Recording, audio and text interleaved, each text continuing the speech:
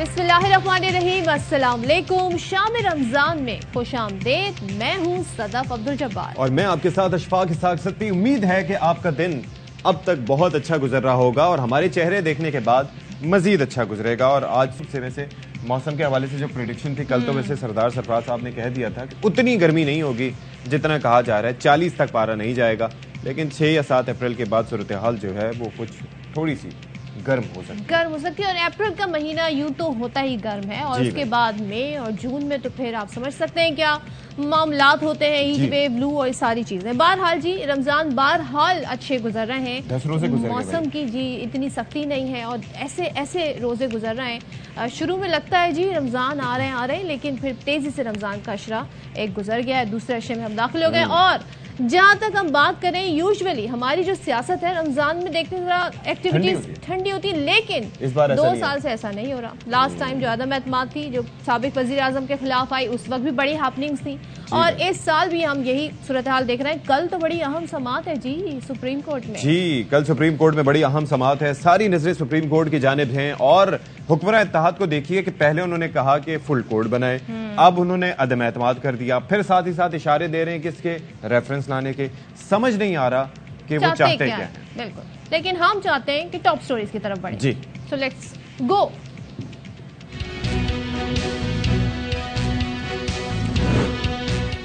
हुक्मरान इत्तेहाद का supreme court के 3 रुकनी बेंच पर अदम एतमाद का इजहार। चीफ जस्टिस और बेंच के दीगर जजेस से दस्तबरदार होने का मुतालबा। वजीर दाखिला राना सनाउल्लाह ने 3 जजों के खिलाफ रेफरेंस लाने का इशारा दे दिया।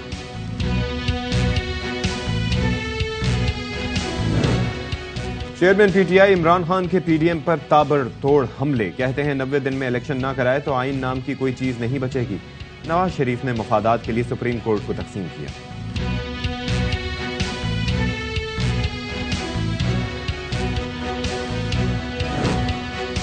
फर्ज समझकर कर्ज लेने वालों ने हर पाकिस्तानी को कर्ज की जंजीरों में जकड़ दिया। 1 साल के दौरान कर्ज में 113 खरब रुपए का इजाफा, मजमूई कर्ज 511 खरब का हो गया। और माह रमजान में खून की एहतियात में 70% कमी, थैलीसीमिया के मरीज मुतासर हो रहे हैं। डॉक्टर्स कहते हैं कि सेहतमंद नौजवान इफ्तार के बाद खून अतिया करें, कोई जिस्मानी कमजोरी नहीं होगी।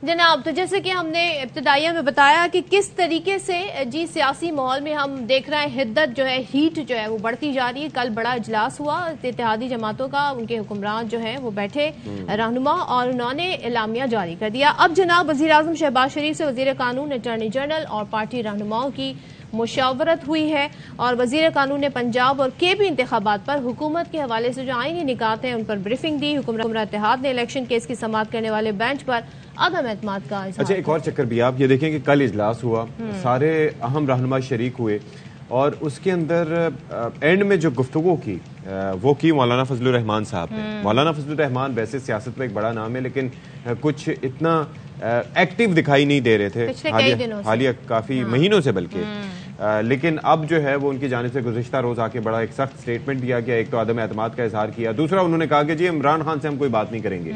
तो आप ये अंदाजा कीजिए कि एक पोलराइजेशन जिसका आप अक्सर तस्करा करते हैं, सदफ को काफी एक्सट्रीम पोजीशंस ली हुई है।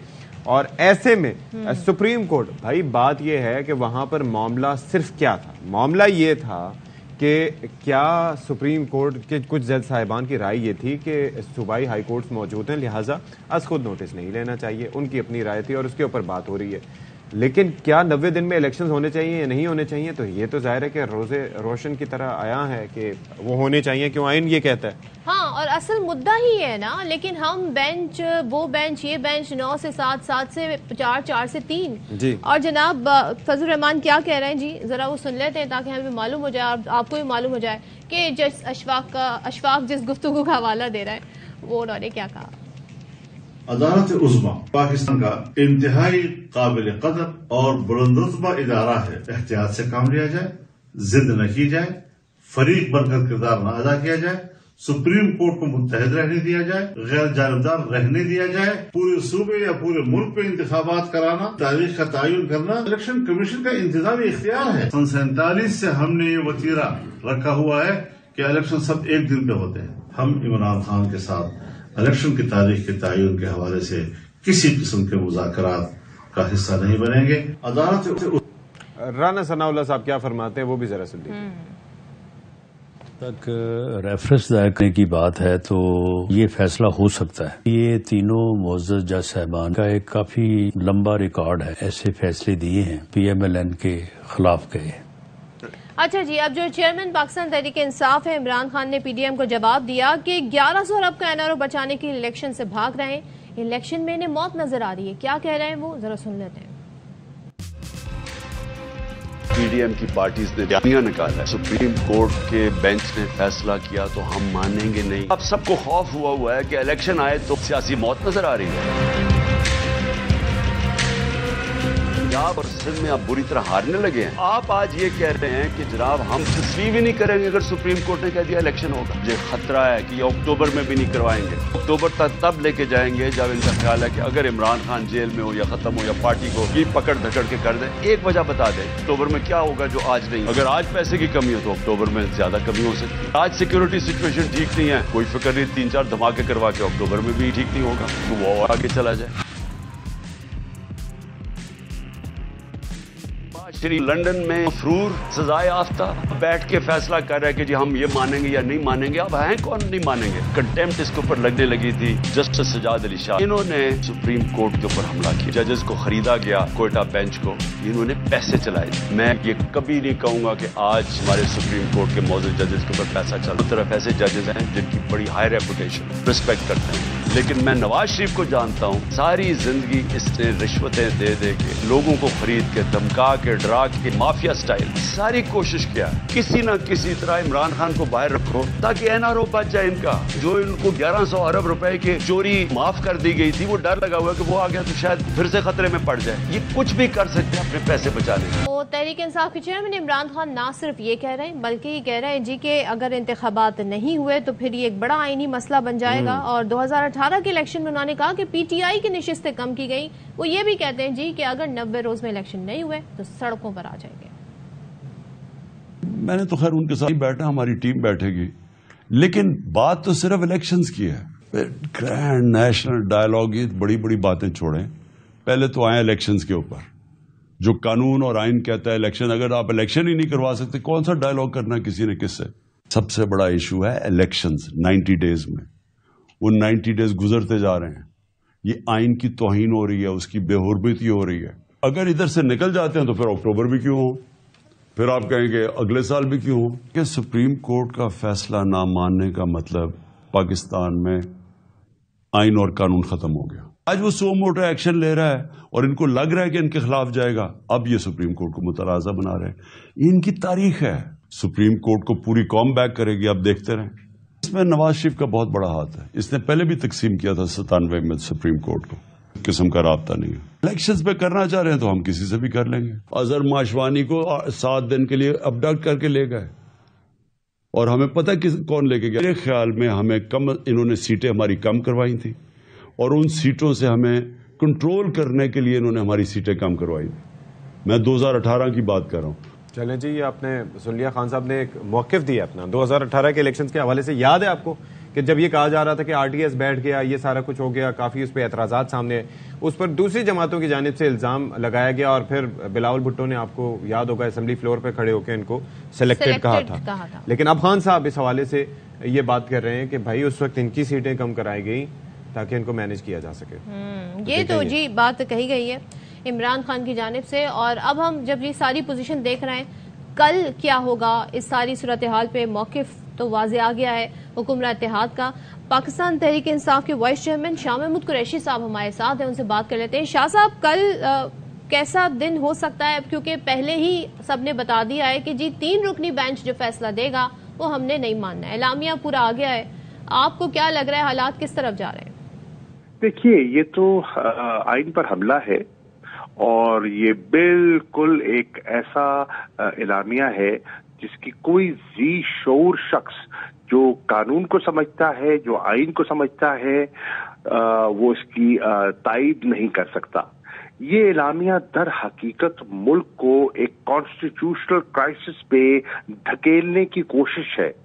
ये एक मुझे लगता है शायद बिन कहे या बिन समझे मुल्क की डेमोक्रेसी को डीरेल करने की एक साजिश है।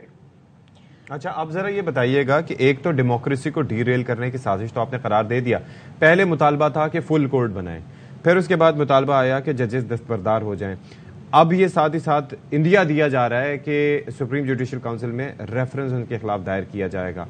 तो ये जिस तरह से आपको लगता है कि फुल कोर्ट अगर बन जाता है या चीजें हो जाती हैं तो उससे क्या इनको कोई रिलीफ मिल जाएगा, ये जैसा कि समझ रहे हैं? अर्ज ये है, देखिए अर्ज ये है, ये बहाने हैं, ये सब बहाने हैं, ताखीरी हरबे है। कोर्ट में करना क्या? कोर्ट ने आइन की तशरीह करनी है कि आइन क्या कहता है, और आइन बड़ा वाज़ेह है कि अगर असेंबली तहलील हो गई तो 90 दिन के अंदर अंदर इंतखाबात होने हैं। ये कोई रॉकेट साइंस तो नहीं है ना, जैसे किसी एक जज साहब ने कहा कि ये तो वो केस है कि जो 5 मिनट के अंदर जिसका फैसला आ सकता है, मुझे 5 मिनट चाहिए इसका फैसला देने और लिखने के लिए। इतना वाज़ेह है इस पे जो मौक़िफ़ है। ये सब बहाने हैं और ये इलेक्शनों से फरार का एक बहाना है जो सब समझ गए हैं और कौम भी समझ गई है। इसलिए लोग आज, और एक पब्लिक का ट्रेंड जो है वो आज आपको चीफ जस्टिस के साथ और आला अदलिया जो आइन के साथ खड़ी है उसके साथ दिखाई दे रहा है। तो शाह साहब जरा ये भी बता दें, क्योंकि अब जाहिर है अदालत जो फैसला देगी, 3 रुकनी बेंच जो फैसला देगा वो तो कोई प्रेडिक्ट नहीं कर सकता, लेकिन जाहिर है आइन के तहत अगर देखा जाए तो मुमकिन है कि इलेक्शन के हवाले से ही ये कह दिया जाए जी इलेक्शन होने। रेफरेंस की बात कर रहे हैं वजीर दाखिला इन तीनों जजेस के हवाले से, ये सिर्फ बयान है या ये कर भी सकते हैं? क्योंकि माजी में इफ्तिखार चौधरी साहब के साथ मामला रेफरेंस से ही शुरू हुआ था। ये कुछ भी कर सकते हैं, ये इससे कोई बाइद नहीं है।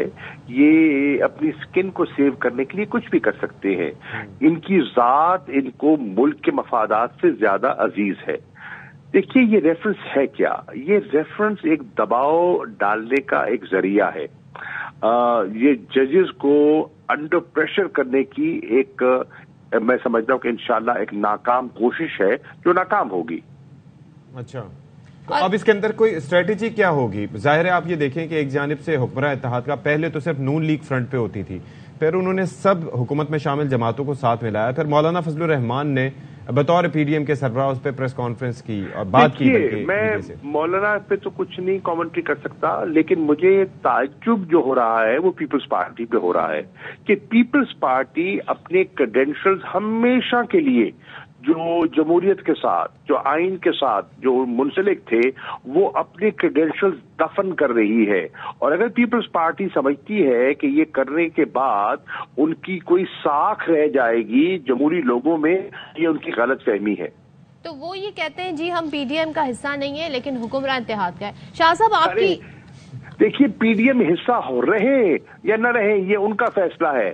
सवाल ये है कि वो आइन के साथ है कि नहीं। ये बताइए, एतजाज एहसन पीपल्स पार्टी नहीं है, लतीफ खोसा पीपल्स पार्टी नहीं है, क्या वो आइन की इंटरप्रिटेशन क्या करते हैं? बता दें जरदारी साहब को।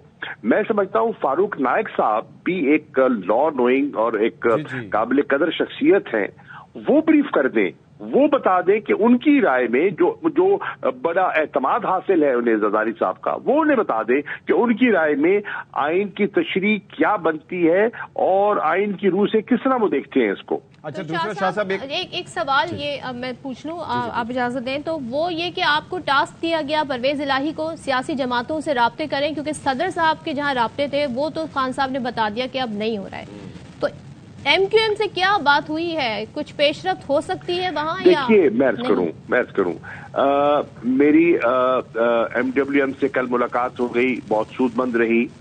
आज अभी चंद लम्हों बाद अफ्तार पे मेरी जीडीए की क़यादत और सिंध की जो है एसयूपी उनकी लीडरशिप से, परेजो साहब से और दीगर हजरात से मुलाकात होगी और एमक्यूएम के लोगों से दिलाई साहब का राब्ता जरूर हुआ है, लेकिन अभी मेरी उससे बात नहीं हुई कि मैं तफसीलात हासिल कर सकूं कि तफसीलात क्या है।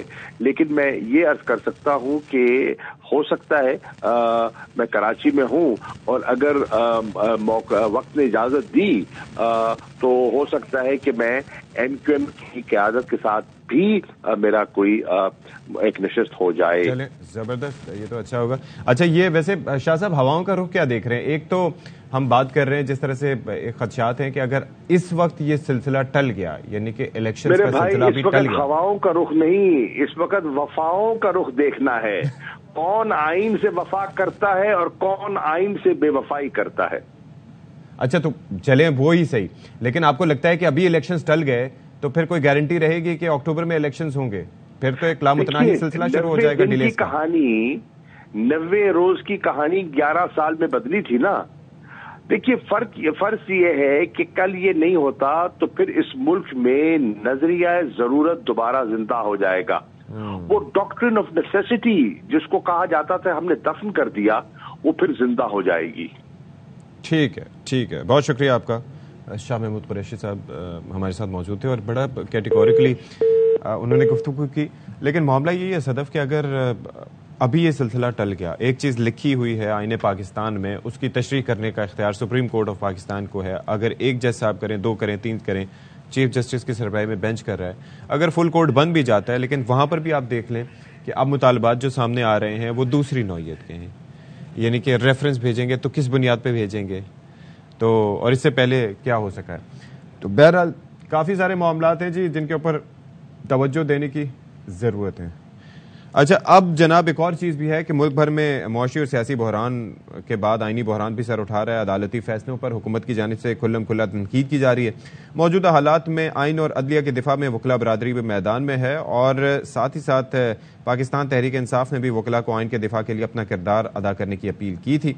अच्छा, हुकूमत ने सुप्रीम कोर्ट के फैसले पर अमल दरामद न करने की बातें की है, जिस पर लाहौर हाईकोर्ट बार ने वकला तहरीक शुरू करने का फैसला भी किया है। तो जनाब आप ये देख सकते हैं कि अब ये सूरत हाल हर गुजरते दिन के साथ पेचीदा होती चली जा रही है और ये जो एक बार फिर एक खदशात का इजहार किया जा रहा है कि किस तरीके से जो रियासती इदारों को एक एक करके निशाना बनाया जा रहा है। और जाहिर है कि रियासत के जो अहम सुतून हैं जिसमें इंतज़ामिया है, फिर उसके बाद मुकन्ना है और साथ ही साथ फिर अदलिया और फिर जाहिर है कि सहाफ़ी भी, यानी कि मीडिया भी चौथे सुतून के तौर पर जाने जाते हैं। तो अब सिलसिला कुछ यूँ है कि जिस तरीके से हमला किया जा रहा है इस वक्त अदलिया की आज़ादी पर, तो ये कोई सिलसिला नया नहीं है। इससे पहले भी हमने देखा और हमारी रीसेंट हिस्ट्री में आप ये देखिए कि सन 2007 में किस तरीके से परवेज़ मुशर्रफ साहब ने चीफ जस्टिस इफ्तिखार मोहम्मद चौधरी साहब को माज़ूल किया।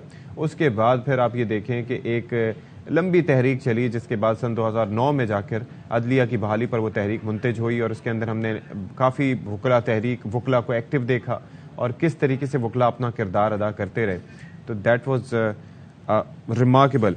अच्छा, अब सिलसिला क्या है कि हम बात करते हैं, हम सीनियर कानूनदानों से बात करते हैं, हम सीजन्ड लॉयर से और इसके साथ साथ माहिरीन इंसाफ से बात करते हैं, लेकिन नौजवान जो हमारे लॉ फ्रेटर्निटी से ताल्लुक़ रखने वाले लोग हैं वो क्या सोचते हैं, उनकी सोच क्या है मौजूदा सूरत हाल को लेकर, इस पर बात कर लेते हैं।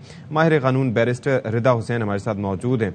रिदा, बहुत शुक्रिया आपने शाम रमज़ान के लिए वक्त निकाला। ये बताइएगा कि जो इस वक्त हालात हैं मुआशी लिहाज से ठीक नहीं, सियासी लिहाज से ठीक नहीं, और अब हम ये देख रहे हैं कि आइनी लिहाज से भी कुछ मुनासिब दिखाई नहीं दे रहे और एक इम्प्रेशन जा रहा है कि अदलिया पर हमला किया जा रहा है। ऐसे में लॉयर्स और ख़ास तौर पर नौजवान लॉयर्स लाइक योरसेल्फ क्या किरदार अदा कर सकते हैं? देखिए, सबसे पहले बहुत शुक्रिया शो में बुलाने के लिए, और दूसरा ये पहले कि वकला क्या किरदार अदा करें उससे पहले ये बात करना ज़रूरी होगा कि अभी हो क्या रहा है। अभी कल हुकूमत की तरफ से ये बयान आया कि हम जो है वो सुप्रीम कोर्ट की प्रोसीडिंग्स को बॉयकॉट कर रहे हैं। उसके बाद राना सनाउल्लाह साहब ने एक और बयान दिया जिसमें उन्होंने कहा कि हम 3 जजेस जिसमें चीफ जस्टिस शामिल हैं उनके खिलाफ हम रेफरेंस फाइल करने का सोच रहे हैं। तो इस तरह के बयानात और सुप्रीम कोर्ट की प्रोसीडिंग्स को बॉयकॉट करना मेरी नज़र में तो बिल्कुल काबिल मजम्मत है और इसकी जितनी तनकीद की जाए कम है। और वकला क्या किरदार अदा कर सकती है, बहुत सिंपल है।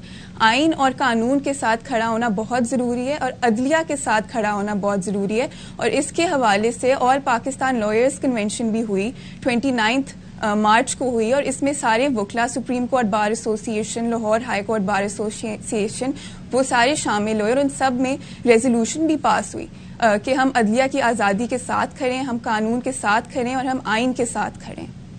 अच्छा, तो साथ ही साथ ये बताएं रिदा के एक इम्प्रेशन जो दिया जा रहा है जो तकसीम का विद इन द जुडिशरी, बाज़ मीडिया ऑर्गेनाइजेशंस की जानिब से भी और सियासी जमातें भी खासतौर पर जो हुकूमत में शामिल है वो ये इम्प्रेशन दे रही हैं, तो इसको आप लोग किस तरह से देखते हैं और किस तरह से टैकल करेंगे? देखिए, इम्प्रेशन तो क्रिएट किया जा रहा है, मगर मुझे तो लगता है कि ये बिल्कुल एक कोर्ट को के ऊपर प्रेशर डालने का तरीका है और कोर्ट को एक तरह से ब्लैकमेल करने का और चीफ जस्टिस पे प्रेशर डालने का तरीका है। आप कह रहे हैं कि अगर हमारी बात ना मानी जाए तो हम पेश ही नहीं होंगे, अगर हमारी मर्जी का बेंच ना आप फॉर्म करें तो हम पेश ही नहीं होंगे। तो मेरी नज़र में इसमें कोई दो राय नहीं कि ये जो हुकूमत जिस तरह का अप्रोच ले रही है अदलिया की तरफ, ये तो बिल्कुल वो एक प्रेशर टैक्टिक है और ये सबको नजर आ रहा है। और ऐसा कौन सा मामला है जो इस वक्त अदालत डिसाइड करिए? बहुत सिंपल चीज है कि क्या इलेक्शन कमीशन 8 अक्टूबर की डेट दे सकती है या नहीं दे सकती है। तो एक बहुत सिंपल केस है, इसको बिला वजह हुकूमत और भी लोग बहुत कंट्रोवर्शियल बना रहे हैं, मगर मेरी नजर में तो एक बहुत सिंपल कानूनी नुक्ता है। आप कह रही है मामला बड़ा सिंपल सा है, उसको कानूनी पेचीदगियों में उलझा दिया गया है। तो ये भी बताइएगा रिदा, अब जब मुमकिन जो भी फैसला आता है और अगर फैसला ये आता है कि जी इंतखाबात करवाए जाएं, जो डेट है उसी पर इंतखाबात करवाए जाएं, क्योंकि अदालत ने बार बार ये कहा कि जी ठोस आप हमें कोई सबूत दें, नहीं तो डायलॉग शुरू करें, तो क्या वकला आप समझती हैं ये कोई आगे मामला आगे बढ़ जाएगा? नहीं अमल दरामद होता तो वकला जो है वो क्या सोच रहे हैं इस बारे में? देखिए, अब मंडे को अटॉर्नी जनरल और मिनिस्ट्रीज को कोर्ट ने बुलाया है और अब ये वो कुछ लोग कह रहे हैं कि वो नहीं पेश होंगे, तो ये देखना पड़ेगा कि मंडे को क्या होता है कि कोर्ट की प्रोसीडिंग्स में, और उसके ऊपर डिपेंड करेगा कि क्या होता है। मगर अगर कोर्ट फैसला दे उस पर अमल दरामद कराना जरूरी है, और अगर ना करें तो वो तो फिर तौहीन अदालत है। अगर अदालत एक फैसला दे और उसके ऊपर हुकूमत या कोई भी कहे कि हम इसको नहीं मानते या हमें इस फैसले पे अमल दरामद नहीं करेंगे, तो फिर वो तो अदालत के फैसले की तौहीन है। और 2007 में जैसे लॉयर्स मूवमेंट निकली तो उस वक्त क्यों जनरल मुशर्रफ और इफ्तिखार चौधरी के बीच में इख्तिलाफ पैदा हुए? इसलिए पैदा है क्योंकि उनके खिलाफ उन्हें लग रहा था कि फैसला आने लगेगा। तो इस तरह जब आपको लग रहा होता है कि आपके खिलाफ कोई फैसला आएगा या जो आपकी मर्जी का फैसला है वो नहीं आ रहा, तो फिर आप इस तरह अदलिया के खिलाफ एक कैंपेन शुरू करें। तो मेरी नजर में तो वकला जो है वो खड़े होंगे सुप्रीम कोर्ट के साथ, अदलिया के साथ और चीफ जस्टिस के साथ। ठीक है, रिदा हमारे साथ थी, रिदा हुसैन, बैरिस्टर रिदा हुसैन, और उनकी राय आपने सुनी। कानूनी तौर पर इस वक्त क्या सोचा जा रहा है ये भी सबके सामने है। अब लेट्स सी कि कल क्या होता है और मुमकिन फैसला क्या होता है उसके बाद, क्योंकि इस हवाले से जो बेंचेस हैं उनके भी अलग इख्तिलाफी नोट आते रहे, जाहिर है, तो लेकिन उसकी वजूहात जाहिर है कि एक अलग है। वो असद नोटिस के मामले पे थी, आइन क्या कहता है, और जाहिर है कि फुल कोर्ट का मुतालबा है, तो उस पर भी कहा जा रहा है कि खान साहब को भी या किसी को भी कोई एतराज नहीं है और नहीं होना चाहिए। अगर फुल कोर्ट भी बन जाता है तो उस पर सब अगर एक पेज पे आ जाए तो कोई मसला नहीं है। ब्रेक के बाद तो जनाब हुक्मरान इत्तेहाद का एलामिया, जिसमें उन्होंने दो टोक बता दिया जी कि जो 3 रुकनी बेंच फैसला करेगा उसको नहीं मानेंगे। ऐसे में अब क्या सूरत हाल बन रही है, इसी पर बात करेंगे। माहिर कानून बैरिस्टर हमारे साथ मौजूद हैं आबिद साकी साहब। सर बहुत शुक्रिया। अब ये बताइएगा, आप पाकिस्तान बार कौंसिल के रुकन भी हैं और हुकूमत ने ऐलान कर दिया है, तो फैसले से पहले ही ये कह देना जी कि हम फैसला नहीं मानेंगे, तो क्या ये भी तौहीन अदालत के जुमरे में आता है? ये तौहीन अदालत का तो मुकदमा ऑलरेडी इलेक्शन कमीशन और फेडरल गवर्नमेंट के खिलाफ चल रहा है सुप्रीम कोर्ट में। इसलिए तौहीन अदालत का इर्तिकाब अगर किया जाता है तो ये अदालत का मामला है, वो देख लेगी। लेकिन ये बड़ी अनप्रेसिडेंटेड बात है कि कभी इलेक्टेड गवर्नमेंट जो है वो सुप्रीम कोर्ट के किसी फैसले को मानने से इनकार करे या मानने से इनकार करने का इंडिया भी दे। तो मैं समझता हूँ कि ये this is very unconstitutional act on the face of it. और हुकूमत के पास ऐसा कोई इख्तियार और ऐसा कोई उसके पास पावर नहीं है कि वो सुप्रीम कोर्ट के किसी फैसले को मानने से इनकार कर दे। मैं समझता हूँ ये सिर्फ एक सियासी प्रेशर और दबाव बनाने के लिए ये गुफ्तगू की जा रही है, वरना जिस लम्हे सुप्रीम कोर्ट का फैसला आ जाएगा वो डेक्लेरेटरी जजमेंट्स होती हैं सुप्रीम कोर्ट की और वो एग्जीक्यूटेबल होती हैं थ्रू आउट द कंट्री, और तमाम इदारे आइन के तहत पाबंद हैं कि वो सुप्रीम कोर्ट की इमदाद और एआनत के लिए अपना आइनी किरदार अदा करें। अच्छा आबिद साहब, ये भी फरमाइएगा कि ये बात तो आपकी अपनी जगह है, लेकिन जो प्रेशराइज करने की टैक्टिक्स हैं इस पे क्या तरीकेकार हो सकता है? क्योंकि आप ये देखिए कि एक जानिब उन्होंने कहा कि दस्तबरदार, पहले कहा कि फुल कोड बनाएं, फिर कहा कि दस्तबरदार हो जाएं, फिर अब जो है वो मुख्तलिफ सियासी रहनुमा बात कर रहे हैं जो कि हुकूमत का हिस्सा है कि जी रेफरेंस भेजेंगे सुप्रीम जुडिशल काउंसिल में। तो ये इसका कोई तोड़ तो कोई इलाज तो होना चाहिए इसका। नहीं, इसका इलाज खुद आइन है। देखिए, हम तो रूल ऑफ लॉ और सुप्रीमेसी ऑफ कॉन्स्टिट्यूशन की बात करते हैं। हमारा ये मौक़िफ़ है कि आइन के अंदर जो तरीक़ाकार चीज़ों के अदा करने का दिया गया है तमाम इदारे उसके पाबंद हैं और कोई उससे इनहराफ नहीं कर सकता। ना उससे पार्लियामेंट इनहराफ कर सकती है, ना अदलिया इनहराफ कर सकती है, ना उसका एग्जीक्यूटिव ऑर्गन जो है वो इनहराफ कर सकता है। ये एक सोशल कॉन्ट्रैक्ट है जो स्टेट और सिटीजन के दरमियान एग्जीक्यूट किया गया है। इससे जो फ्रीक वायलेट करेगा उसके वायलेशन की जो है प्रोविजन पनिशमेंट की और उस वायलेशन की जो सजा है वो आइन और कानून के अंदर पहले से मौजूद है। तो मैं नहीं समझता, देखें ये शोर होगा तो बड़ा है, लेकिन मेरा नहीं ख्याल। मैं दो बातों पे आज तक क्लियर हूँ। एक ये कि दिन के अंदर इंतखाबात का इनेकाद आइन का तकाजा है और उसको होना चाहिए। दूसरी बात यह है कि किसी एक पॉलिटिकल पार्टी को या किसी एक शख्स के पास ये ऐसा कोई इख्तियार नहीं है कि वो जो फैसले उसकी मर्जी के मुताबिक आए उनको तस्लीम करे और जो फैसले उसकी मर्जी के मुखालिफ आए उनसे वो मानने का इनकार कर दे। अगर ऐसी सूरत हाल होगी तो फिर तो ये कंप्लीट अनार्की है। फिर मुल्क का हर शहरी ये कहने में हक पजानब है कि मेरी मर्जी के जज के पास फैसला लगाया जाए। नया कानून जो सारा है, सिस्टम जो बिल आया ये सिस्टम कोलैप्स कर जाए, ये सिस्टम को कोलैप्स कर जाएगा। जो अगर के ये सिस्टम कोलैप्स कर जाएगा, अगर के ये पहले से ही कोलैप्स कर चुका है। तो जो नया बिल पास हुआ है उसके तहत चैलेंज हो सकता है जो भी बेंच फैसला देता है कल का?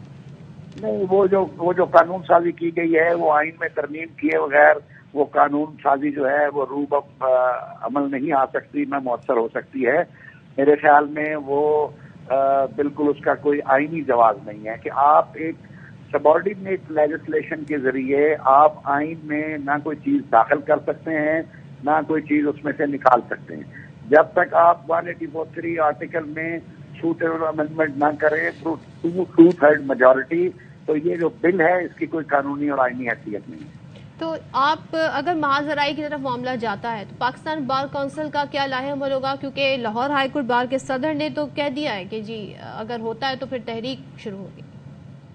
अगर वकला ने ये रूल ऑफ लॉ और कॉन्स्टिट्यूशन की सुप्रीमेसी के लिए अगर कोई तहरीक का आगाज किया तो पाकिस्तान बार काउंसिल के अंदर बैठे हुए जो बाशऊर लोग हैं और बाज़मीर लोग हैं वो इंशाअल्लाह आइन की अमलदारी, हुक्मरानी और रूल ऑफ लॉ और रूल ऑफ जस्ट लॉ के लिए अपने भरपूर किरदार अदा करेंगे। ठीक है, बहुत शुक्रिया जी आपका। आबिद साकिब साहब, रुकन पाकिस्तान बार काउंसिल हमारे साथ मौजूद थे और जाहिर है कि एक वक्त का तकाजा भी है कि इस वक्त सारे मिलकर जो आइन की सुप्रीमेसी के लिए जद्दोजहद करें और जाहिर है कि with in the norms set by the constitution. और फिर जाहिर है कि हुकूमत को भी इस मामले पे सोचना चाहिए कि क्या कर रहा है। मुफ्ती तकी उस्मानी साहब ने मौजूदा सियासी सूरत हाल पर एक ट्वीट किया है और लिखते हैं कि किसी घर के लोग लड़ रहे हों तो क्या बहस की जाएगी, आग किसने लगाई, यही वाहिद रास्ता होगा कि सब मिलकर आग बुझाएं।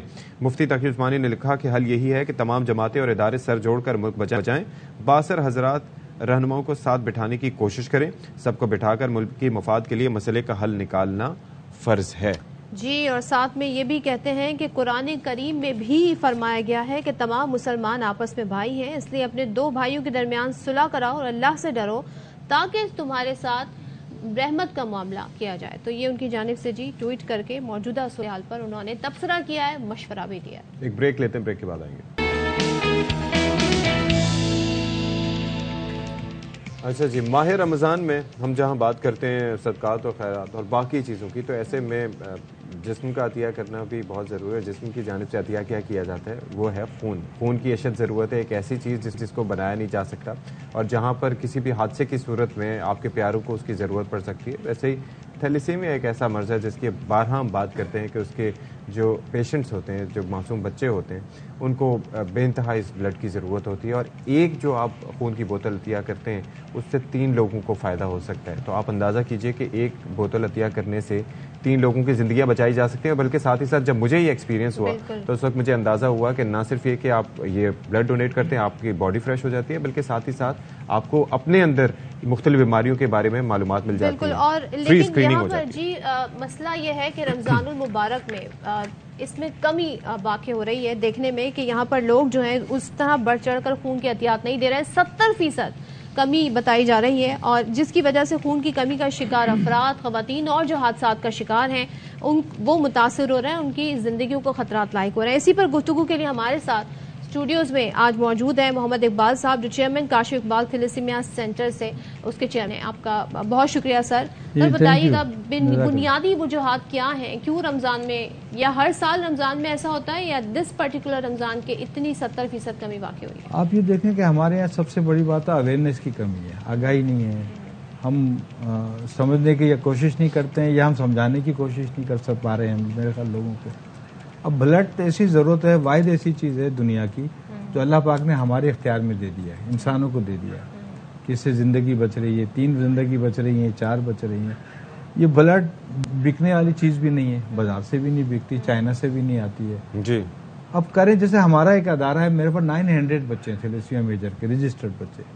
900 का मतलब हर बच्चे को 3 को छोड़ें 2 बोतल ब्लड लगती है, 1800 बोतल, 2000 बोतल मुझे एक सेंटर में चाहिए। तो पाकिस्तान के 60 थैलेसीमिया सेंटर हैं पाकिस्तान में। चलो तो आप अंदाजा लगाएं कि एक महीने के अंदर हमें जो तकरीबन 1 लाख बोतल ब्लड चाहिए थैलेसीमिया के बच्चों को, बाकी केसेस तो छोड़ दें ऑपरेशन वाले। अब पाकिस्तान में अगर 1 लाख बोतल एक महीने में थैलेसीमिया के बच्चों को चाहिए तो साल में 12 लाख, और रमजान में तो लोग ब्लड देते नहीं है। हर आदमी हम रोजा रख के गुस्से में आ जाते हैं। अच्छा। हम कहते हैं कि जी हम दे देंगे तो हम कमजोर हो जाएंगे, या फिर ऑटोमेटिकली हम नफ्सियाती तौर पे थोड़ा सा कमजोर हो जाते हैं कि नहीं हम ब्लड देंगे। हमें लगता है हम खा नहीं रहे तो हमारे अंदर जैसे कमजोरी हो गई है। नहीं होती है, नहीं बेटा, होता ही है। मैं हेमोग्लोबिन 12 HB वाला ब्लड दे सकता है, ये सब सुनने वालों के लिए है। 12 हेमोग्लोबिन वाला ब्लड दे सकता है। हम लोग एहतियातन नहीं लेते हैं, 13-14 पे लेते हैं। 12 का मतलब ये है, हेमोग्लोबिन का मतलब आपके जिस्म में जो कुदरती ब्लड है ना, उससे 3 बोतल एक्स्ट्रा है आपके बॉडी में। आपने एक दे दी और 24 आवर्स में वो कवर हो जाती है। और क्या फायदा होता है, आपकी जो दिल की पंपिंग है ना, आपका फ्रेश कचरा निकल गया, ब्लड दे दिया, वेंस क्लियर हो गए, नया ब्लड बन गया आपका, आपकी बॉडी। ये आफ्टर एवरी कितना 6 मंथ दे सकते हैं? 3-4 महीने में। 3-4 महीने। देखिए मैं 65 ईयर मेरी एज है, मैं 62 बोतल ब्लड दे चुका हूँ। अब तो आप अब मेरे रोका है ना, अब मुझे रोका है, अब आपको रोका है ना, अब नहीं दे सकते। अब 65 साल एज हो गई है, थोड़ी सी हल्की फुल्की शुगर मिसाल की बात है, मगर मैं 62 बोतल देने के बाद आपके सामने बैठा हूँ, जिंदा हूँ, तो फर्क नहीं पड़ा। आप ब्लड नहीं देते हैं, 3 महीने में 90 डेज में रेड सेल टूट के जाया हो गए, नया ब्लड बन गया आपका। फिर 90 दिन में ब्लड रेड सेल टूट गए, फिर आप रेड सेल जाया क्यों कर रहे हैं यार? 90 दिन में किसी की जिंदगी बचा देना।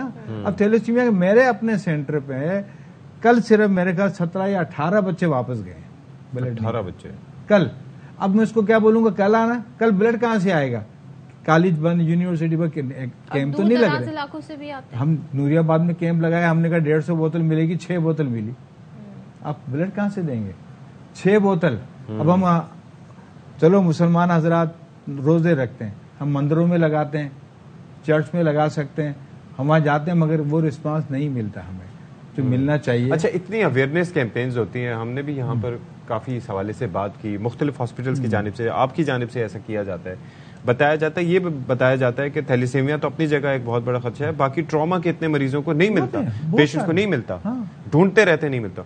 तो ऐसे में लोगों को ये क्यों एहसास नहीं होता कि ये कल इनकी जगह उनके अपने प्यारे भी हो सकते हैं, वो खुद भी हो सकते हैं? बिल्कुल हो सकते हैं। ये वाहिद ऐसी चीज है जो बाजार में बिकती नहीं है, और बहुत सारे लोग जो है अब तो इस पे भी लोग बिजनेस करने लगे हैं। आपको पता है ब्लड के ऊपर, आप जाएं जरा, आपको कार्डियो वगैरह में जाए, अब आपके एजेंट घूमते नजर आएंगे, आपको बुलेट चाहिए, आपको सर्जरी अच्छा मिल जाएगा, इतने का है। करंट में हकीकत बता, अभी इकरार ने लाहौर में शो किया था, गंगाराम हॉस्पिटल से पता चला सिर्फ एक हॉस्पिटल से 70 बोतलें बेच रहे थे जी। और हमें ब्लड नहीं मिल रहा जी, नहीं मिल रहा। देखिए तुर्बत से एक बच्चा आया 18 घंटे का सफर करके ब्लड लगाने के लिए, उसके मतलब वो ब्लड नहीं था मेरे पास भी नेगेटिव।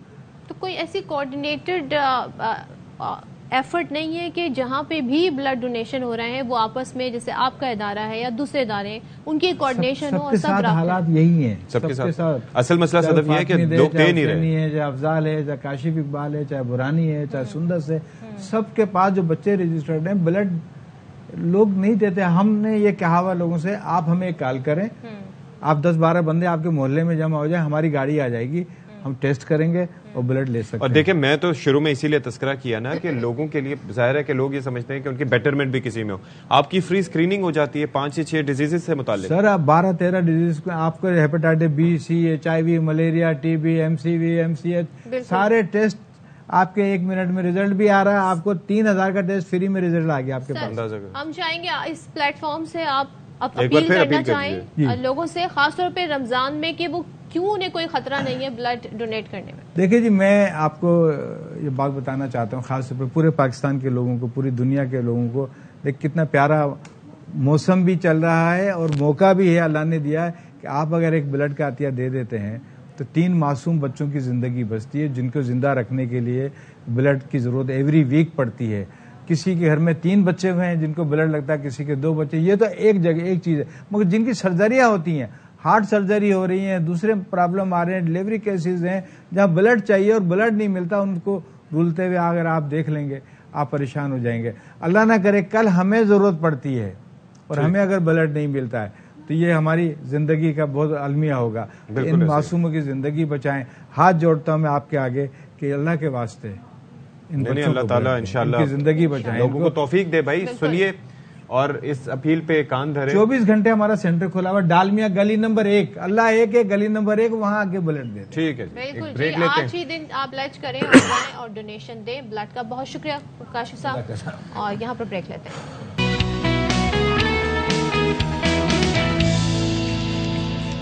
शाब रमजान में एक बार फिर से आपका खैर मकदम है जी। 5:04 हुआ चाहते हैं। आज हमने 1 मिनट इजाफी हासिल किया आपके लिए, ताकि हम आपसे मजीद गुफ्तगू कर सकें और ताकि आप हमारे चेहरे देख सकें और मुस्तफीद हो सकें हमारी बेहतरीन गुफ्तगू से।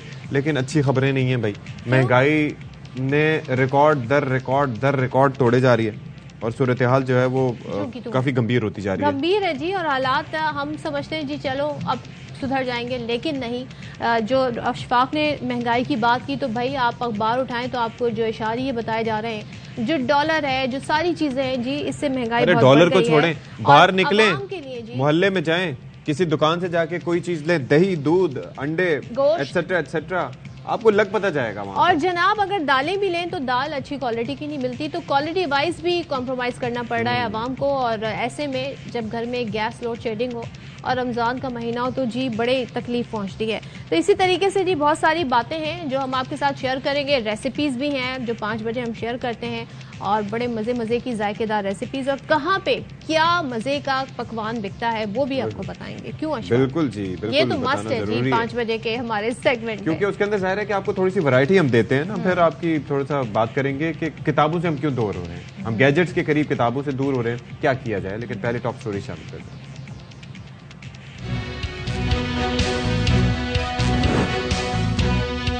अवाम के खिलाफ महंगाई की बर्क रफ्तार रेनिंग जारी। मार्च में महंगाई ने 58 साल का रिकॉर्ड तोड़ दिया, 35.37% की तारीखी सतह पर पहुंच गई। दुनिया भर में आज बच्चों की किताबों का आलमी दिन मनाया जा रहा है। डिजिटल दौर में बच्चों की दोस्ती किताबों से कराएं, किताबों के करीब आएंगे तो कई मसाइल से दूर हो जाएंगे।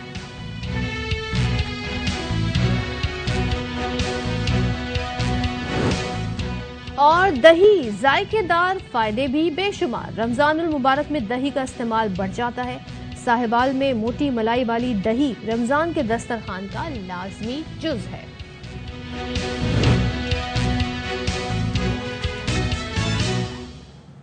अच्छा जी, महंगाई मार गई और है महंगाई उसने ऐसा शेयर कर दिया है कि आप ये सोचिए कि जीना मुहाल हो गया है। हर रोज निकलो तो रेट कुछ और होते हैं। मतलब एक दिन अंडे हैं 240 रुपए दर्जन, दूसरे दिन 250, फिर उसके बाद 260 और फिर 270।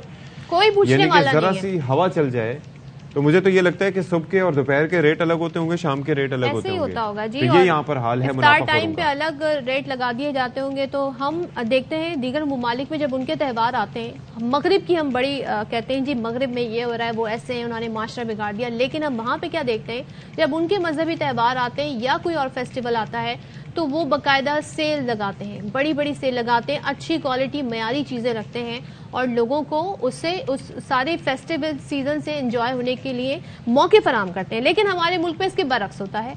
हमारे यहाँ जब इस तरह के त्यौहार आते हैं, रमजान मुबारक आता है, ईद आती है, तो महंगाई उरूज पर चली जाती है और जो दुकानदार है वो अनमानी कीमतें वसूल करता है, क्योंकि उन्हें पता है कि ग्राहक ने लाजमी तो फल खरीदने हैं, चाट बनानी है, बेसन तो खरीदना है, इसी तरीके से ईद की शॉपिंग करनी है, बच्चों के लिए खरीदारी करनी है।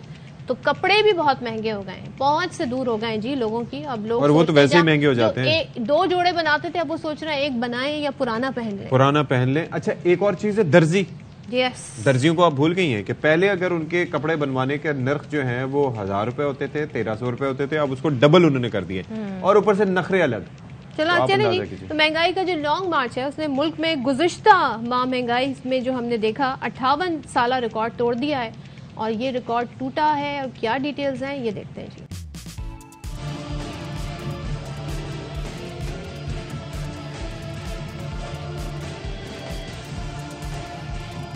मार्च के महीने में महंगाई का लॉन्ग मार्च, मुल्क में गुज़िश्ता माह महंगाई का 58 साल रिकॉर्ड टूट गया। महंगाई तारीख की बुलंद तरीन सतह 35.37% पर पहुंच गई।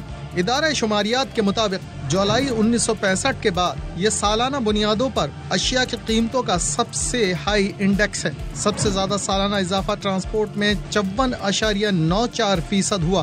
पैक फूड आइटम पर 51.81%, खराब न होने वाली खाने की अशिया पर 46.44%, तंबाकू 47.15%, रेस्टोरेंट और होटल 38.49%, फर्निशिंग और घरेलू सामान की देखभाल की अशिया 38.99% महंगी हो गई। मुतफर्रिक अशिया और सर्विसेज 34.43%, कपड़े और जूते 21.93%, सेहत 18.46%, हाउसिंग और यूटिलिटीज 17.49%, तालीम 7.18% और मवासलात गुज़िश्ता साल के मुकाबले में 6.64% महंगी हुई। रिपोर्ट के मुताबिक दही इलाकों में 32.97, जबकि शहरी इलाकों में कीमतों में सालाना बुनियादों पर 38.88% इजाफा हुआ।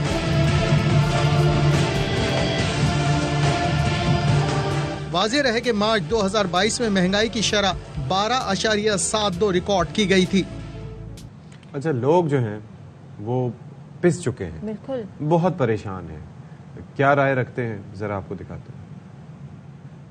उन्होंने भी 3% महंगाई करी हुई है। दुकान के गोदाम के अंदर माल रख के रेट बढ़ा रहे हैं और बोलने के पीछे से रेट बढ़ रहा है। गवर्नमेंट से गुजारिश है कि जब तक आप लोग हैं, अल्लाह रसूल का वास्ता, कि हम गरीबों के लिए कुछ कर लीजिए। अब माल पुराने रेटों में माल आया हुआ है, गोदाम भरे में बैठे बैठे लखपति हुए आ रहे हैं। उनको पता है कि कल रेट बढ़ेगा। कि मैंने खजूर से जो है सेल भी करता हूँ।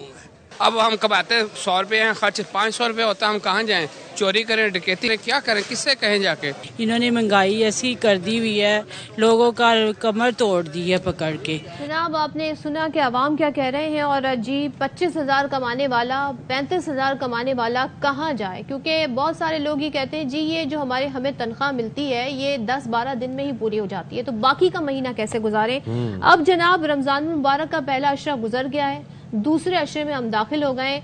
अब ज्यादा लोग खरीदारी की तरफ राग़िब होते हैं, तो देखना यह है जी मार्केट्स में सूरत हाल क्या है। फ्रूट मार्केट में बिलखुसूस हम जानेंगे सूरत हाल। हमारे नुमाइंदगान हमारे साथ मौजूद होंगे और लाहौर से हमें ज्वाइन कर रहे हैं हमारे नुमाइंदे यार मोहम्मद, जबकि फैजुल्ला कराची से हमारे साथ हैं। तो सबसे पहले कराची की सूरत हाल जान लेते हैं। फैज, जरा आप बताइएगा, कुछ फर्क देख रहे हैं क्या? लोगों की जो खरीदारी की इस्तेताअत है वो बढ़ी है मजबूरन खरीदारी हो रही है और जो दाम है क्या पहले अशरे से अब ज्यादा हो गए हैं? जरा बताइएगा सूरत हाल क्या है मार्केट्स में। सदफ देखिए, सूरत हाल तो जूं की तूं है। महंगाई का जो जिन है वो किसी के काबू में नहीं है और महंगाई दिन ब दिन बढ़ती चली जा रही है। और बात वो यही है कि दिन में कुछ और रेट होता है, शाम में कुछ होता है, रात में कुछ और होता है। ये मेरे हाथ में कागज़ है, ये एक पर्चा है जो कमिश्नर कराची जारी करते हैं जिस पर कीमतें काबू करने की ये फहरिस्त है। लेकिन ये महज कागज़ का एक पुर्जा ही है और ये बवक्त ज़रूरत आवेज़ा हो जाता है और उसके अलावा मोस्टली आपको जगहों पर ये नहीं मिलता। और इस पर जो कीमतों का तयन किया जाता है वो एक अलग मजाक है। जो इस पर कीमतें लिखी हुई होती हैं वो आप अगर मार्केट में ढूंढने निकलेंगे तो वो आपको शाज़ व नादिर मिलेंगी। सरकार बस अपनी जिम्मेदारी पूरी कर देती है। इसमें होना ये होता है कि कमिश्नर कराची की जानिब से पहले कैंप्स लगाए जाते थे, लोग शिकायत दर्ज कराते थे। न कोई कैंप है, न इन कीमतों को मॉनिटर करने के लिए कोई टीमें निकलती हैं। एक लेपा पोती वाला काम ज़रूर होता है, लेकिन मजमूई तौर पर सूरत हाल खासी बदतरीन है। इसके साथ एक और पहलू है, फल और सब्जियों की कीमतों में उतार चढ़ाव आता रहता है। इसकी कीमत कभी कम होती है, कभी ज़्यादा होती है। लेकिन हम देखते हैं कि दूध हो गया, आटा हो गया, चीनी, चावल, इनकी कीमतों में मुसलसल सिर्फ इजाफा होता चला जाता है। तो ये एक मामला है। लोगों की जहाँ तक बात है ख़रीदारी की, तो रमज़ान एक ऐसा महीना है कि उसमें हर कोई चाहता है कि उसके दस्तरखान की जीनत, फल बने, अच्छे खाने वो खाएं, समोसे, पकौड़े, लेकिन उसकी कीमतें बढ़ती चली जा रही है। मजबूरी में बच्चों की भी ख्वाहिश होती है, बच्चे भी रोज़ा रखते हैं, वो भी चाहते हैं कि उनके दस्तरखान पर अच्छी चीज़ें हों, पूरा दिन वो भूखे प्यासे रहते हैं। लेकिन एक आम आदमी के लिए बहुत ज़्यादा मुश्किल हो गया है इसको मेंटेन करना कि अपने दस्तरखान को वो अच्छी तरह से सजा सके, लुत्फ़ उठा सके। माजी में सूरत हाल फिर भी बेहतर थी, महंगाई का रोना तो हर दौर में रहा है, लेकिन अब जो सूरत हाल हो गई है इसने मिडिल क्लास को और उससे अपर मिडिल क्लास को भी मुतासिर किया है। लोगों ने अपनी खरीदारी में कमी की है, लोगों ने अपना बजट कम किया है क्योंकि चीजें महंगी होती जा रही हैं, उसमें कटौतियां करते चले जा रहे हैं। तरह से जिस्म जहां का रिश्ता बरकरार रहे। कहां तक करेंगे? यार मोहम्मद, कराची से आपने सुन लिया फैजुल्ला खान की जुबानी ये कहानी के जो कि अक्कासी करती है कि हर कराची का जो शहरी है वो किस सूरत हाल से गुजरा है। लाहौर में क्या सूरत हाल है? आप भी एक मार्केट में मौजूद हैं, रेट्स क्या हैं वहां पर चीजों के? देखें इशफाक, यहाँ पे भी जो उसी तरह की सूरत हाल है और लाहौर में भी अवाम को किसी चीज़ पर ना माफ़ी मिल रही है ना रिलीफ मिल रहा है। रोज़ बरोज़ जो अशिया ज़रूरियाँ हैं उनकी चीज़ों में बदस्तूर इजाफा जारी है। दूध हो, दही हो, जो सहरी में इस्तेमाल होती हैं अशिया, जबकि इफ्तारी के लिए जितना फ्रूट है, फल है और साथ जो सब्ज़ी है, इसकी कीमतों में भी बदस्तूर इजाफा जारी है। अब मैं आपको बताता हूँ कि जब पहला रमज़ान का पहला रोज़ा था उससे कबल जो बुनियादी जैसे फ्रूट चाट है वो हर घर में ये समझा जाता है कि हर घर वालों की ज़रूरत होती है कि पूरा दिन बंदा भूखा रहता है, उसके बाद एक ख्वाहिश होती है कि चलें अफ्तारी में अच्छी अफ्तारी की जाए और फ्रूट चाट जो एक लाजमी जुज़ समझा जाता है कि हर घर का, वो भी अब इन आवाम की पहुँच से मुकम्मल तौर पर दूर हो चुकी है। क्योंकि यहाँ पर इस वक्त मार्केट में जो हमने विजिट किया है, सेब का रेट जो रमज़ान मुबारक से कबल 200 रुपये था वो अब इस वक्त 300 रुपये पहुँच चुका है। तकरीबन 100 रुपया 10 दिनों में इजाफा हुआ है। इसी तरह केले का रेट जो किसी भी चीज़ में इस्तेमाल होता है, कोई अगर आपने फ्रूट चाट बनानी है या कोई स्वीट डिश बनानी है, तो अब केले का रेट जो 300 रुपये था 3 रोज़ कबल, इस वक्त 400 पे पहुँच चुका है जैसे ही दूसरा अशरा शुरू हुआ है। जबकि सब्जी की बात की जाए तो प्याज हर सालन में इस्तेमाल होता है, अब उसका रेट जो है वो 100 रुपये से भी तजावज़ कर चुका है, जो रमज़ान मुबारक से कबल 50 रुपये था। तकरीबन 100% उसकी कीमत में इजाफा हुआ है। इसी तरह जो लहसुन की कीमत है वो 350 तक पहुँच चुकी है और अदरक की कीमत 650 रुपये तक पहुँच चुकी है। अवाम को किसी किस्म का रिलीफ नहीं मिल रहा और मार्केट्स में हमने देखा है कि वाज़े तौर पे रश भी कम दिखाई दे रहा है क्योंकि लोगों की कुव्वत ख़रीद अब इंतहाई कम हो चुकी है। जो लोग अफोर्ड करते हैं कि रोज़ाना बस रोटी सालन खाया जाए, अपनी ख्वाहिश के मुताबिक अच्छा अफ्तार भी ना किया जाए, अब हुकूमत ने उस चीज़ से भी इनको महरूम कर दिया है। और जो लिस्ट है यहाँ पे आवेज़ा हैं वो सिर्फ चंद एक रेडी पे या दुकान पे हमने देखा है कि लिस्ट अवेलेबल है जी, और उस पर अमल दरामद तो बहुत ही दूर की बात है। बहुत शुक्रिया यार मोहम्मद लाहौर से, और कराची से फैजुल्ला खान बता रहे थे। और जनाब वो ये कह रहे हैं कि रोटी सालन में भी जो बुनियादी अज्जा चाहिए होते हैं उसमें भी बता रहे हैं जी, लहसुन हो गया, अदरक हो गई, प्याज हो गई, इनके दाम भी बहुत ज्यादा महंगे हो गए और गोश्त होगा तो सालन बनेगा। किस चीज़ से सालन बनाए जी? ये बड़ी महंगाई की सूरत हाल है। ऐसे में अवाम पूछ रहे हैं जी कि ये हालात कब बेहतर होंगे, तो एक अनसर्टेनिटी है, किसी को नहीं मालूम। और महंगाई जब ऊपर चली आती है, दाम ऊपर चले आते हैं तो नीचे नहीं आते हैं। आपको लोगों की आमदन जो है उसमें इजाफा करना होगा, जो बुनियादी उनकी तनख्वाहें उसमें इजाफा करना होगा। तनख्वाहों में इजाफा करना होगा ताकि वो किसी तरीके से अपनी ज़िंदगी का गुजारा कर सकें। और जाहिर है कि पहले लोग सोचा करते थे, उनके ख्वाब होते थे कि गाड़ी होगी, घर होगा, कोई तरीक़ेकार होगा, सेविंग्स होंगी, लेकिन अब जो है वो सिर्फ 2 वक्त की रोटी ही इज्जतदार तरीके से मिल जाए, इससे आगे किसी की कोई डिमांड नहीं होती। अच्छा जी, आज बड़ा एक इम्पॉर्टेंट दिन है जी। आज दुनिया भर में बच्चों की किताबों का आलमी दिन मनाया जाता है और इस दिन के मनाने का मकसद ये है कि बच्चों को कुतुब बीनी की जानिब राग़िब करना। और आजकल के दौर में पहले तो ऑप्शंस होते थे कि किताब ये पढ़ ली, दूसरी पढ़ ली, फिर तरह तरह की किताबें। बचपन में हमने भी नौनिहाल से लेके नौनिहाल, तालीम व तरबियत और आँख में चोली, और इनके खास नंबर आया करते थे। कोई हॉरर नंबर होता था, कोई जो है वो मजाकिया होता था, तो वो पूरी हम बुक्स खरीद के लाते थे। और जासूसी नॉवेल्स भी बहुत मैंने वो तो कोई भी नहीं पढ़ा, जासूसी, सस्पेंस, फिर खौफनाक और न जाने कौन कौन से। मैंने तो शमा और पता नहीं कौन कौन से वो जो 3 कहानियां। नहीं, वो तो खैर अखबार जहां में आता था। अच्छा। वो तो एक अलग ठीक है, लेकिन वो भी पढ़ लिया करें तो उसमें काफी आइडिया हो जाता है। उसमें तो जो वो थोड़ा सा मुझे बस ये एतराज होता था, वो घर में लड़की सारे काम करती थी, सोमो सलाद की पाबंद होती थी, पकौड़े भी बनाती थी और वो तैयार भी बड़ी। मैं कहती थी इतना फ्रेश कोई कैसे रह सकता है इतना काम करने के बाद। और एक दूसरी चीज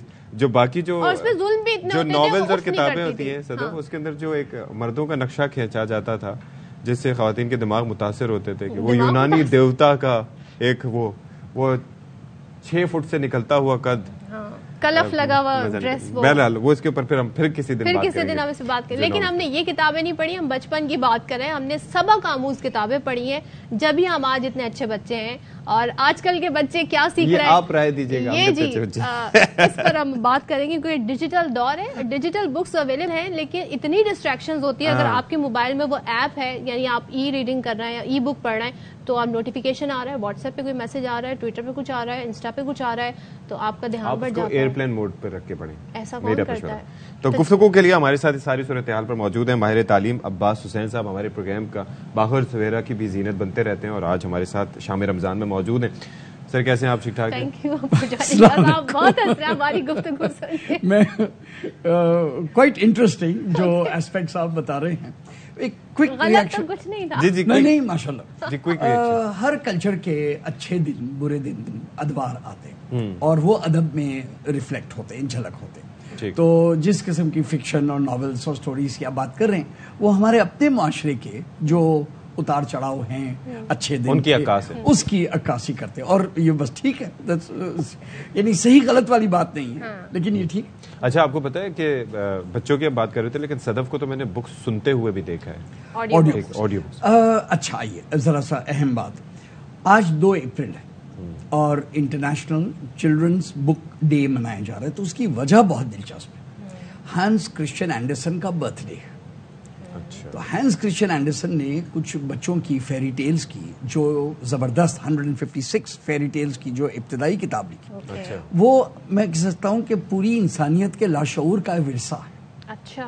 आज आप बड़े मजे से अगली डकलिंग का एक लफ्ज यूज करते हैं, द एम्परर्स न्यू क्लोथ्स एक मुहावरा है, कह रहे भाई बादशाह सलामत किस खुशफहमी में है, तो द होल थिंग।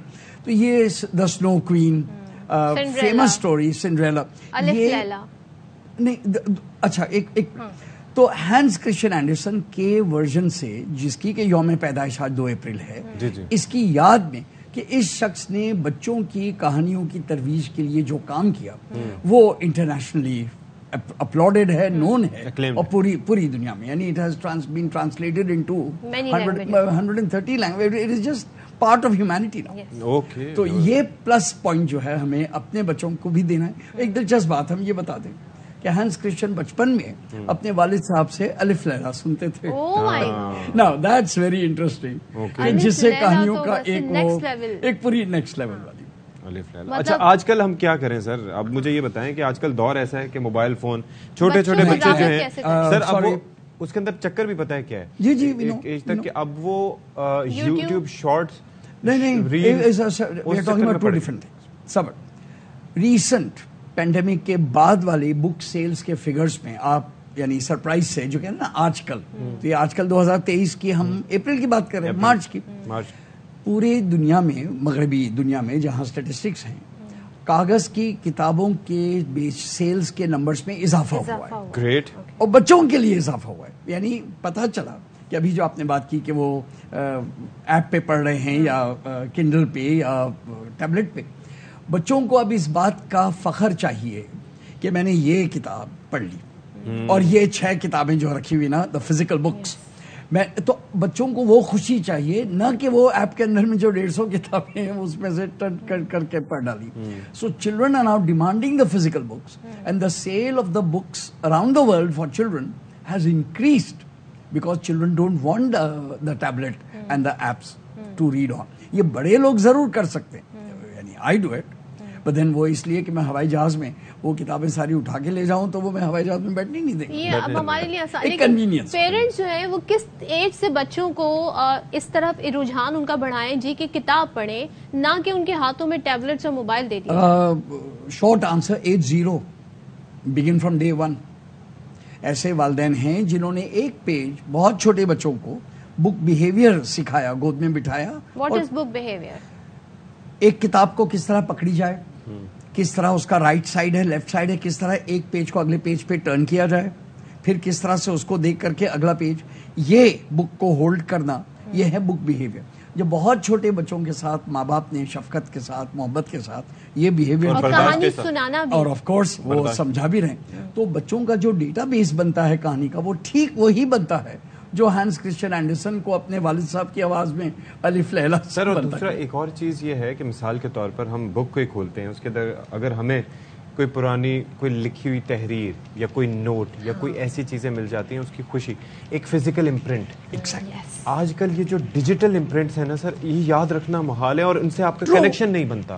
तो ब्रेन रिसर्च अब इस बात के ऊपर भी सामने है, और यकीनन जो स्क्रीन के जरिए इनपुट मेरे ब्रेन को होता है, उसका जो मेमोरी का नक्श बनता है, is now have been seen कि किताब के पेज के, कागज के बुक इम्प्रिंट से फर्क है। अब ये बात ब्रेन रिसर्च से भी साबित हो गई कि जिन बच्चों को बचपन में किताबें दे दी जाती हैं, उनके ब्रेन के कुछ हिस्से एक्टिव हो जाते हैं कंपेयर टू उन बच्चों के जिनको की किताब के बगैर स्क्रीन का टाइम दिया जाता है, क्योंकि वो लिखा हुआ आपकी आंखों में जाता है और दिमाग में फिक्स हो जाता है। हाँ, नॉट जस्ट दैट, जब आप किताब के साथ अल्फाज को देखते हैं तो जहन के अंदर में इमेजेस उठते हैं, जैसे 6 फुट कदों की बात की ना, तो वो सारा इमेजिनेशन में, तो आज कोई बच्चा भी जब नॉवेल्स में, कहानियों में मुनहमिक हो जाता है, वो इसलिए कि उसका अपना इमेजिनेशन एक्टिव होता है। लेकिन जब वो यूट्यूब पे, शॉर्ट्स पे, उस पे जाता है, तो सडनली इनपुट की क्वालिटी ऑलरेडी, या आप कह दीजिए किसी और के इमेजिनेशन के गुजरी हुई चीज, कोएग्जिस्टेंस भी तो करनी है ना। अब इन ऐप से, टेक्नोलॉजी से जान भी नहीं छुड़ाई जा सकती। नहीं, और पुराने ट्रेडिशन को भी साथ लेके चलना है। दैट इज ट्रू, बट ऐसा नहीं। फुटबॉल खेलने के लिए तो फुटबॉल चाहिए ना, टेबल टेनिस बॉल से तो फुटबॉल नहीं हो सकती। क्या पता अब जो इतनी टेक्नोलॉजी आ जाए, रोबोट्स खेलने लगे, हम उनके फिर वो गेम नहीं होगी ना, वो गेम नहीं होगी। हाँ। जो गेम फुटबॉल की है उसके कुछ तकाजे हैं, एग्जैक्टली इसी तरह रीडिंग के कुछ तकाजे हैं। अब अगर आप उसके ही हट जाएं तो फिर आप रीडिंग की बात नहीं करें, then you are talking about something else. तो हम भी अपने बच्चों को, और असल में आई डोंट थिंक मसले बच्चे हैं, मसले वालिदैन।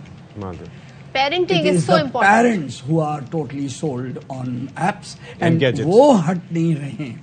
बच्चों की तरफ से डेनमार्क में एक बाकायदा जुलूस निकला, माशाल्लाह, जिसमें कि 10 साल बच्चों ने प्लेकार्ड्स लगाए, जो एक्चुअली यूट्यूब पर इसकी है, डेनमार्क चिल्ड्रन प्रोटेस्ट। उन्होंने अपने माँ बाप से कहा, खुदारा हमसे बातें कीजिए और अपने ऐप से हटिए, अपने स्मार्टफोन से हटिए। आई थिंक यही मैसेज बच्चों की। पेरेंटिंग इज सो इम्पोर्टेंट जी। पहले तो आप शादी करें तो पहले आप ये दर्स हासिल करें कि अच्छे वालिदैन कैसे बने, उसके बाद आप बच्चों की तरफ पहले दर्स हासिल करें। ठीक है, बहुत शुक्रिया आपका। बहुत शुक्रिया हमारे मौजूद है। Thank you so much. Break लेते हैं जी, ब्रेक के बाद मजीद बात करते हैं।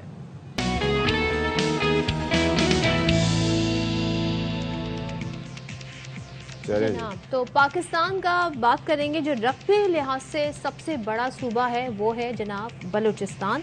और बलूचिस्तान में बहादुरी की दास्तानें हमने बहुत सुनी हैं। पुलिस या दीगर फोर्सेस के जवान वतन अजीज की खातिर जाने कुर्बान करने के लिए हम वक्त तैयार रहते हैं। ऐसे ही एक बहादुर सद्दाम हुसैन का ताल्लुक फ्रंटियर कोर बलूचिस्तान से है, जिनके वालिद ने भी दहशतगर्दी से लड़ते हुए पाक सरजमीन के दिफा में जान कुर्बान की थी।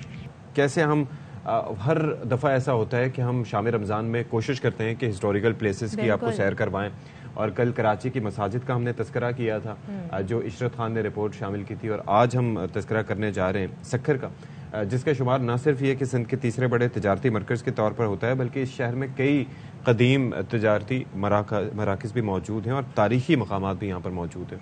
बिल्कुल, तो इस हवाले से जी हमारे नुमाइंदे सलीम सहतो उन्होंने एक रिपोर्ट तैयार की है, वो हम आपको दिखाते हैं। मकामी तौर पर शहर औलिया के नाम से मशहूर रोहड़ी शरीफ में 500 साल कदीम और तारीखी जामा मस्जिद वार मुबारक मुगल दौर के फन तामीर का एक शाहकार है। 2500 से जायद अफराद की गुंजाइश वाली ये तारीखी मस्जिद मुगल बादशाह अकबर के दौर में तामीर की गई। 992 हिजरी में अकबर बादशाह के दौर से ये बनी हुई है। ये पुरानी मस्जिदों में शुमार होती है। जब सैलाब आते हैं, जहाँ पर हम लोग ये खड़े, ये तालाब हो जाता है। इधर जो है कुछ अर्सा पहले काम चल रहा था, फिर वही काम तकरीबन महीना 2 महीना चलता है, फिर ब्रेक लग जाता है। दरियाए सिंध के किनारे तामीर इस मस्जिद की दीवारों पर कुरानी आयात नक्श की गई हैं, जबकि नीले रंग की टाइल इस मस्जिद की खूबसूरती को मजीद दिलकश बना देती हैं। इसको बहुत ज़रूरत है मरम्मत की, कुछ लोग आएँ और मदद करें इसकी, क्योंकि हमारा ये सकावती विरसा भी है। बहुत पुरानी मस्जिद है। पाकिस्तान के लोग तो आते हैं, लेकिन बाहर के भी लोग आते हैं, क्योंकि हजूर सल्लल्लाहु अलैहि वसल्लम के बाल मुबारक की ज़ियारत होती है हर जुमे के बाद। इस तारीखी मस्जिद को देखने के लिए पाकिस्तान के मुख्तलिफ शहरों के अलावा बैरून मुल्क से भी सयाह इस तारीखी मस्जिद को देखने के लिए रोहड़ी आते हैं। मुगल फन तामीर के इस शाहकार की असल हैसियत बरकरार रखने के लिए इसका मरम्मती काम जल्द अज जल्द मुकम्मल करवाया जाए। कैमरामैन शाह अली खान के साथ सलीम सहतो, एयरवन न्यूज़, सक्खर। जनाब, तो ये वो तारीखी विरसा है हमारे, जिन्हें देखने के लिए गैर मुल्की सयाह भी आते हैं और यकीनन लुत्फानंदोज होते होंगे। और मुगलिया दौर की जो तामीरात है उनकी तो क्या ही बात है, बड़ा ज़ौक़ प्रिजर्व करने की जरूरत है जी। महकमा आसार कदीमा इस पे अपना किरदार अदा करे, और जाहिर है कि जो हमारी वजारतें हैं इस मामले को देखें। एक ब्रेक लेते हैं, ब्रेक के बाद आएंगे।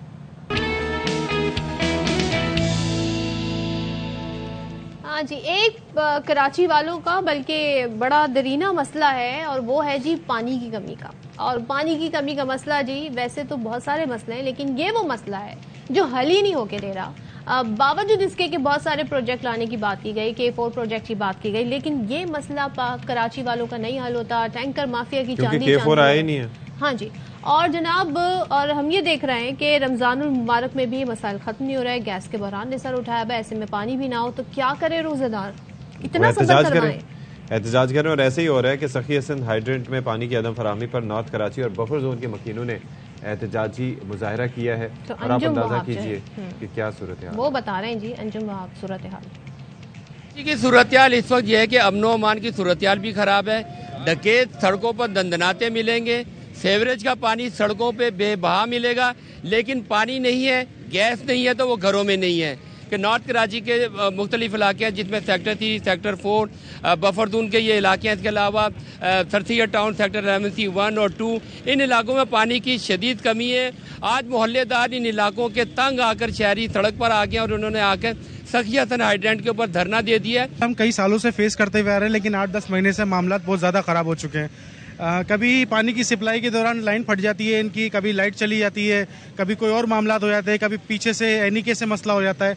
तो जगह जगह डिफरेंट इनके साथ वाकयात होते रहते हैं और ये पानी की सप्लाई कहीं और डाइवर्ट करते हैं। घरों में खाना पकाने के लिए, वजू करने के लिए अगर मसाजिद में जाए तो वहाँ पर पानी मौजूद नहीं होता। तंग आकर वो यहाँ एहतजाज के लिए हैं। शायद अरबार में इख्तियार, जिनमें वाटर बोर्ड का महकमा है, KMC का महकमा है और सिंध इंतजामिया उसके कानों पर जूं रहेंगे और उनके घरों तक पानी पहुँच सके। अल्लाह रहम करे जी, सूरत हाल मुनासिब नहीं है, लेकिन थोड़ा सा शायद ये हमारी चैनल पे ये चीज़ रिपोर्ट होने के बाद थोड़ा सा होश आ जाए। गैस की लोड शेडिंग में कमी हुई है।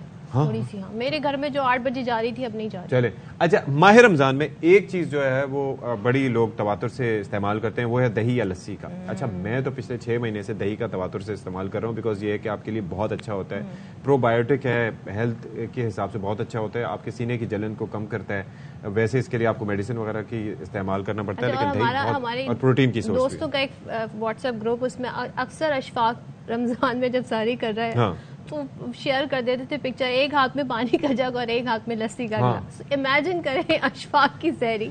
तो अच्छा, अब उसमें से पता है क्या, अब उसमें से पानी का जग माइनस हो गया, क्योंकि उसके बाद आगे के आपने उस वक्त पानी का जग पी लिया और अगले 3 घंटे आप सो नहीं पाते। ऐसे ही होता है, फिर आपके चक्कर लगते रहते हैं। लेकिन जी यहाँ पे हम एक खास दही की बात कर रहे हैं, वो मिलती है साहिवाल में, क्योंकि इसमें होती है तहदार मोटी मलाई। मोटी मलाई, ओहो हो, सोचे इसकी लस्सी बने तो कितने मजेदार हो। तो जनाब साहिवाल से रिपोर्ट कर रहे हैं नईम शेख।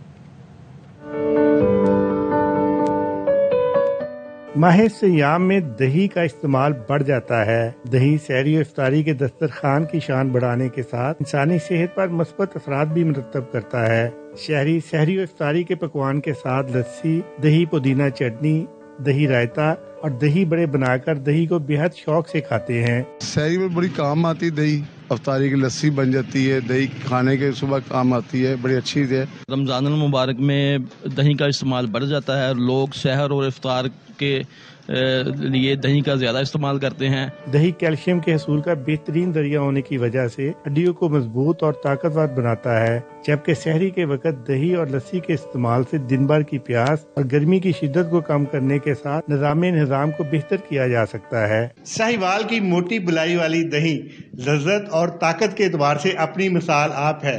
शहरी इसको सहरी और इफ्तारी में खानों की शान बढ़ाने के लिए भी लेके जाते हैं। कैमरामैन शरीफ मुगल के साथ नईम शेख, ARY न्यूज, साहिवाल। आप अंदाजा करें इतना दही, और आप, मैं यकीन से कह सकता हूँ कि ये अफ्तार से लेकर सहरी तक ये सब खत्म हो जाएगा, क्योंकि लोग इतने मतलब ये है कि जो मौसमी परिंदे होते हैं वो रमजान में बहुत ज्यादा दही का इस्तेमाल करते हैं।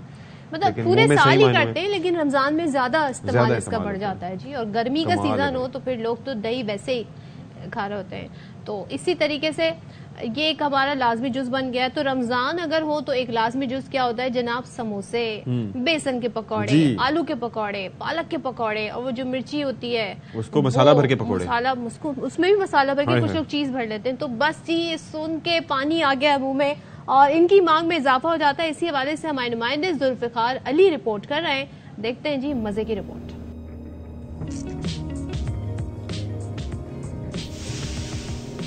रमजान मुबारक का बाबरकत महीना आते ही समोसे और पकौड़ों की मांग में भी इजाफा हो जाता है। जी, अफ्तारी के हिसाब से दस्तरखान पर समोसे ना हो ना तो अफ्तारी का मजा नहीं आता, दस्तरखान अधूरा रह जाता है। आलू, प्याज और दीगर मसाला जात को मिलाकर मैदे में भरकर समोसे तैयार किए जाते हैं, मगर खालिस बेसन से तैयार किए जाने वाले पकौड़े भी अफ्तारी का मजा बढ़ा देते हैं। अफ्तारी के वक्त खजूर, पकौड़ा, समोसा ये अफ्तारी के साथ होना चाहिए। इफ्तारी का टाइम समोसे का अपना ही मजा होता है, तो इस टाइम समोसा खाना बहुत ही अच्छा लगता है। खरीदारों का कहना है समोसे और पकौड़े के बगैर अफ्तार का मजा नहीं आता। रमजान मुबारक के मुकद्दस महीने में अफ्तारी के औकात में पकौड़े और समोसे दस्तरखान की जीनत समझे जाते हैं। कैमरामैन रहील अब्बासी के साथ जुल्फिकार अली गिल, ARY न्यूज, कादरपुर।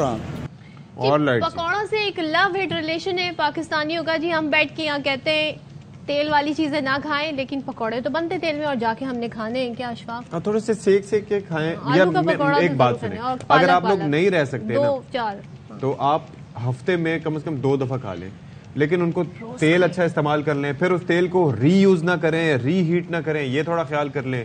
फिर उसके बाद टिश्यू पेपर से थोड़ा सा उनको यूं करके दबा के तो आता है अशफाक, खाने देना। बहुत वजन बढ़ जाता है सदफ, मैनेज करना मुश्किल हो जाता है। 2 खा लें, 2 आलू की खा लें, 2 अब या तो कुछ लोग ऐसे होते हैं कि जो धान पान के होते हैं, 2 पसली के, जिनके ऊपर कुछ भी खाने का असर नहीं होता, जैसे कि मैं, और वो दनदनाते फिरते हैं हमारे अतराफ, तो वो सब कुछ खा भी जाते हैं लेकिन उनका मेटाबॉलिज्म इतना स्ट्रांग होता है कि उन पे असर नहीं होता। और या फिर कुछ लोग ऐसे होते हैं कि जनाब जरा सा कुछ खाएं, हवा भी खा लें तो उनका वजन बढ़ जाता है, सोच भी लेना खाने का तो उनका वजन बढ़ जाता है। इसी के साथ आज के प्रोग्राम से मैं सदफ अब्दुल जब्बार आपसे इजाजत चाहती हूँ। मेरी तरफ से अल्लाह हाफिज़। And what about you Ashfaq? मैंने यहाँ पर बैठ के क्या करना है जी, मैं भी आपसे इजाजत चाहता हूँ। फिर मिलेंगे, अब से कुछ देर बाद मिलेंगे। अल्लाह।